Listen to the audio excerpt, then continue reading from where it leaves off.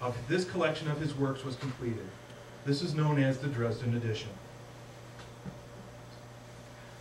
The Dresden edition is named after the town where Ingersoll was born, Dresden, New York, located on the west side of Seneca Lake. Blah, blah, Tom went on with that before.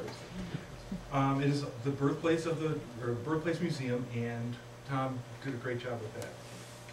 Included as the various parts of the 1900 Dresden edition are as follows. Oh, there's the museum again. The subheading for volumes 1 through 4 is lectures. They are the various lectures he made throughout the country. These are printed directly from the plates used to print his other books of lectures. Even the pagination is the same as the authorized editions that were sold at the time of his death. The subheading for volumes 5 through 7 is discussions. This includes his 6 interviews on Talmage and a vindication of Thomas Paine. Talmage was a Brooklyn, New York preacher who decided to attack Ingersoll from the pulpit. The interviews were Ingersoll's response to the attacks. The vindication was in response to the myth that circulated after Paine's death that he had recanted his freethought beliefs and cried out for God's forgiveness on his deathbed. Ingersoll undertook this as a personal campaign to clear Paine's name.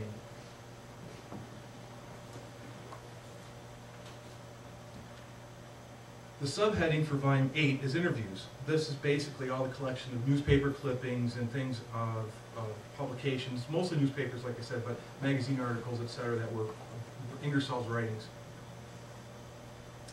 The subheading for volume 9 is political. These are all of Ingersoll's various political speeches. This includes his various Decoration Day speeches, as well as the famous Plumed Knight speech of 1876. The subheading for volume 10 is legal. This contains the various legal proceedings that Ingersoll was involved with over the course of his career.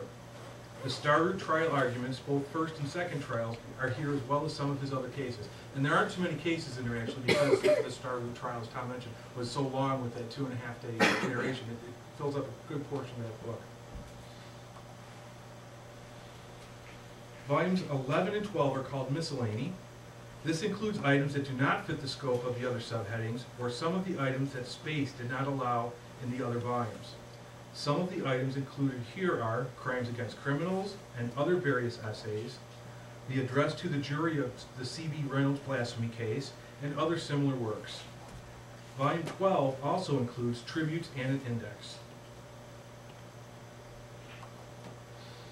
The Dresden edition could appear under 2 separate imprints that were both still the authorized editions. The title page would say either C.P. Farrell Publisher or Dresden Publishing Company.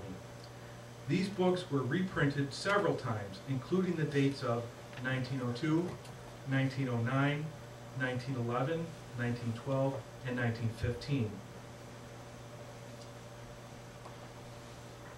The Herman Kitteridge biography, A Biographical Appreciation, was printed in 1911 as a separate work, but was also added as a 13th volume after 1911 to those authorized editions sold. Even the binding was made to match. There were other reprints made of these volumes as well. In 1929, the Ingersoll League published what it was called the Centenary Edition, and according to some sources, this was printed using the original Dresden plates, although it did not include the Kitteridge biography. New sets of the Dresden edition can still be purchased today, even though they're in different formats. AMS Press has published a set in 1978, reprint services in 1990, Kessinger has reissued them in 2005. It is also available online at the Internet Infidels website, and Emmett Field's Bank of Wisdom CD-ROMs are also available.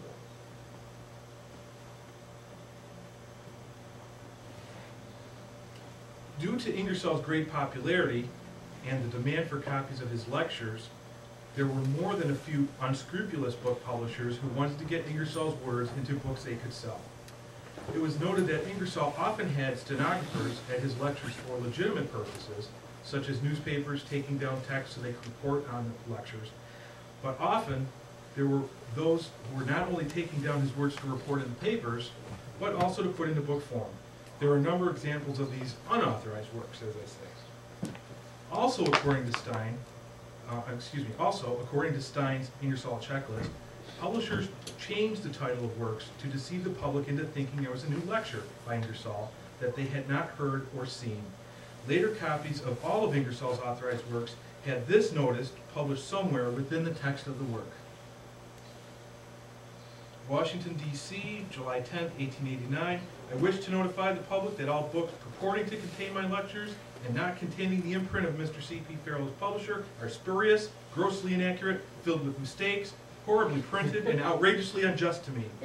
The publishers of all are simply literary thieves and pirates, and are obtaining money from the public under false pretenses.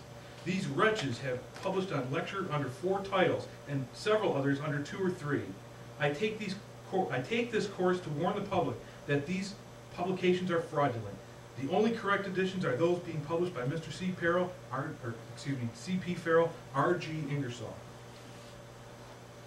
Here's some examples of the works put into question by Ingersoll's statement there.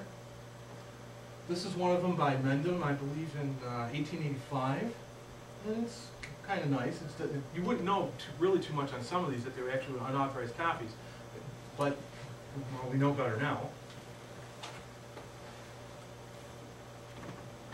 This is a collection of works of Ingersoll done in 1910 by the Standard Book Company, and it's similar to the Dresden edition in that it contained all his works, but it's a 5-volume work instead of a 12-volume work, or 13. This is an interesting one. As you can see, it says Salvation Here and Hereafter, a lecture. What we find out later is that the lecture was actually known as Some Reasons Why, but they called it Salvation for this pamphlet. Here's another work. This lecture was actually What Must We Do to Be Saved? So they changed it just slightly so they could sell it and not have any problems with selling it. Here's another little one. You can probably see by the quality of the drawings here that these are probably unauthorized too. They weren't the best drawings of Ingersoll there, but not too bad. But they do have a signature, which I'm interested in finding out how they got those. Now this is interesting. Ingersoll's statement about unauthorized works is pasted here on the back of an unauthorized work.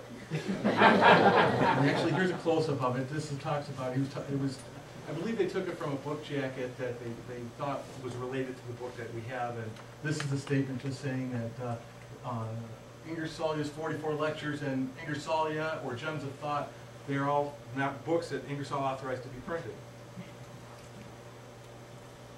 And here's another set. Those pictures actually look a little bit better drawings of him. But as you can see also, the memorial oration on Roscoe Conkling and Decoration Day address, they're just blatant changes to the name, so you could sell them. But if they're taken from a lecture, I guess I guess it was done for other people too. I'm just kind of shocked that he never went after them being a lawyer now. Well, this is one of the more interesting ones.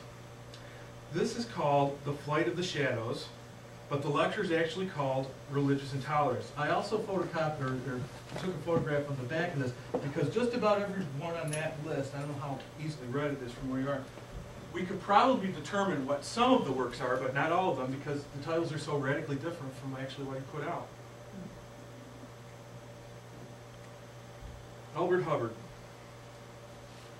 Elbert Hubbard was another publisher of Ingersoll works, and strictly speaking, unauthorized, because Ingersoll did not legitimately authorize him to publish them. Hubbard was the originator of the Roycrofters, the East Aurora, New York community, the East Aurora, New York handicraft community. Beginning as a book publisher, the Roycrofters evolved into the community that created the unique arts and crafts style that is seen here.